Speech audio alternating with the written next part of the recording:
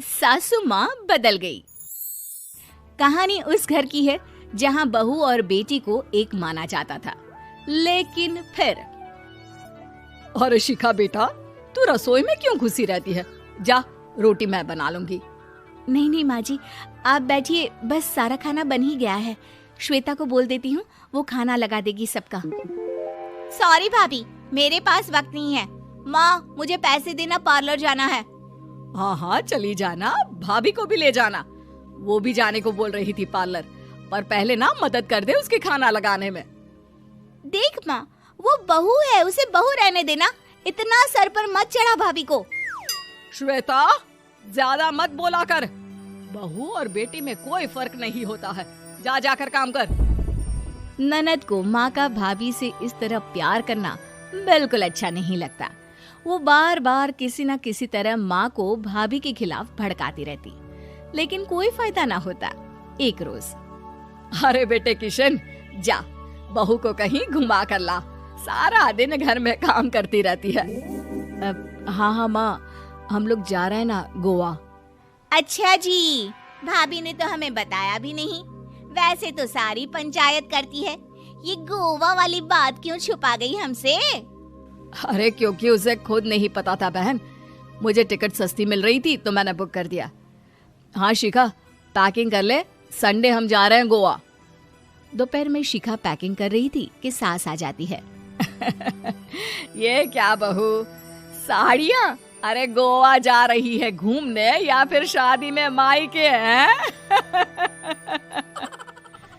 माँ जी, ऐसा कुछ है ही नहीं, समझ में नहीं आ रहा क्या रखूं कपड़े में। अरे तेरी और श्वेता की साइज तो एक ही है, उसके कुछ मॉडर्न कपड़े ले ले, आकर लौटा देना।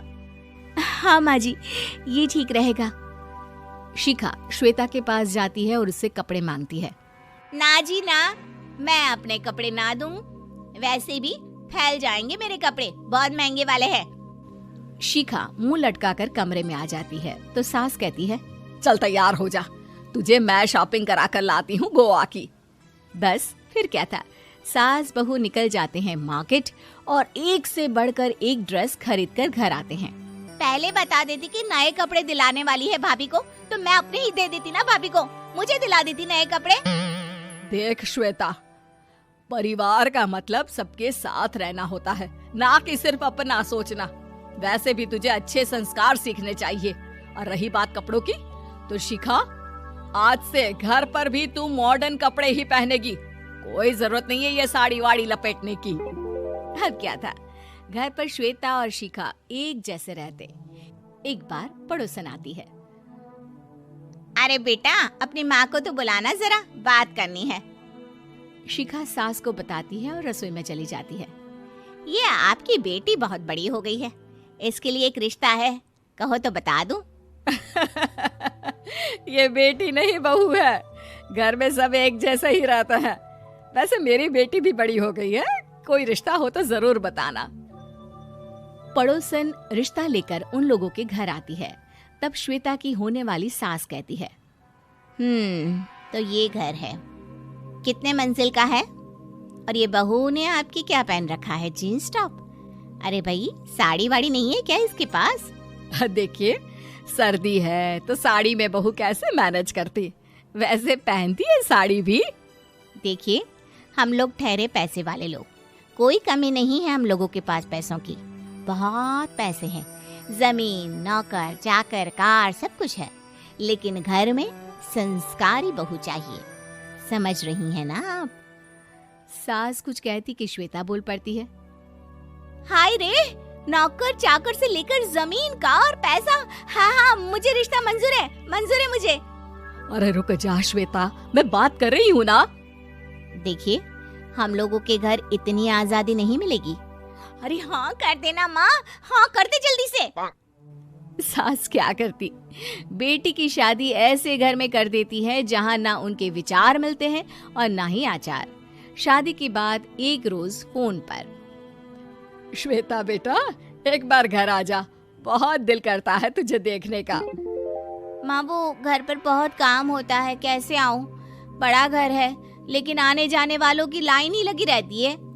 बेटा मैं तो जानती थी उस घर का हाल, लेकिन तू ही नहीं मान रही थी। माँ देख, हर घर का यही हाल है। तेरी बेटी को यहाँ घूंघट हटाने की परमिशन नहीं है और एक तरफ भाभी स्कर्ट पहनकर घूम रही है। बेटा मुझे क्या पता था कि मेरी बेटी को ससुराल के नाम पर पिंजरा मिल जाएगा। अच्छा माँ, फोन रखती हूँ, सास को गर्मा गर्म रोटी खिलानी है। तुम लोगों की तरह नहीं कि एक रोटी बनाओ, एक सब्जी बनाओ, फिर सारा दिन फ्री होकर घूमो। सास फोन तो रख देती है, लेकिन सोच में पड़ जाती है कि एक तरफ बेटी जिसे कोई आजादी नहीं, वहीं दूसरी तरफ बहू जिसे देखकर लगता ही नहीं कि उसकी शादी भी हुई है। अगले रोज। शिखा, अरे ओ शिखा। हाँ माँ, क्या हुआ? कुछ चाहिए आपको? मैं जिम जा रही थी। जिम के कपड़ों में बहू को देखकर सास को घूंघट में अपनी बेटी का ख्याल आता है। देख बहू, घर में बहू की तरह रहा कर। इतने टाइट कपड़े पहनकर जिम जाना पसंद नहीं मुझे। जा जाकर रोटी बना। रोटी? माँ अभी तो शाम की 6 बजे हैं, इस वक्त रोटी? अब क्या मेरे खाने पीने पर भी पहरा है? अरे जब मर्जी तब मैं अपने घर में खा भी नहीं सकती क्या? बहू को अजीब लगता है। वो समझ नहीं पाती कि जो सास कल तक इतनी सपोर्टिव थी, उन्हें अचानक से क्या हो गया। वो किचन में जाती है, गरम रोटी के साथ 2 तरह की सब्जी, रायता, सलाद सब लेकर सास के पास आती है। माँ जी, खाना। इतना सारा खाना? राक्षस समझा है क्या मुझे? रोटी मांगी थी मैंने गर्मा गर्म बस। पर माँ जी, रोटी खाती किससे आप? सब्जी तो बनानी थी ना। अरे भूख मर गई मेरी तेरी बहस से। जा जाकर काम कर, अंदर पूरी रसोई साफ कर। बहू अंदर चली जाती है। थोड़ी देर में श्वेता घर आती है। अरे शिखा, जल्दी से चाय ला, पकवान बना, मेरी बेटी आई है। अरे नहीं नहीं माँ, ड्राइवर बाहर खड़ा है। मैं तो घर का कोई सामान खरीदने के बहाने यहाँ आ गई हूँ, मुझे जाना होगा। अरे बेटा, पर कितने दिनों बाद देख रही हूँ तुझे, रहने आ जाना 2-4 दिन के लिए। आ जाऊंगी माँ, जब मेरी सास मरेगी तब। मैं तो रोज मन्नत मानती हूँ कि मेरी सास मर जाए तो अच्छा है। अच्छा चल, जा रही हूँ माँ। हे भगवान, कैसे कैसे दिन देखने पड़ रहे हैं मेरी बेटी को। सास अंदर जाती है, जहाँ श्वेता की जिम वाली सहेली का फोन आया होता है। क्या बात है, आज जिम नहीं आई? अरे पता नहीं यार, आज माँ को क्या हो गया अचानक। पर खैर कोई नहीं, लगता नहीं कि मैं अब जिम आ पाऊंगी। शिखा स्पीकर पर बात कर रही थी, जिसे सास सुन रही थी। यार ये सास ना होती ही ऐसी है। मैं तो कहती हूँ बुढ़िया जल्दी मरे और तू आराम से जिए। शिखा को सहेली की बात पर गुस्सा आ जाता है। माँ के मरने की कौन सा बच्चा दुआ मांगता है मोहिनी? आगे से ऐसी बात मेरे सामने मत करना। हमारे घर की शोभा ही माँ है।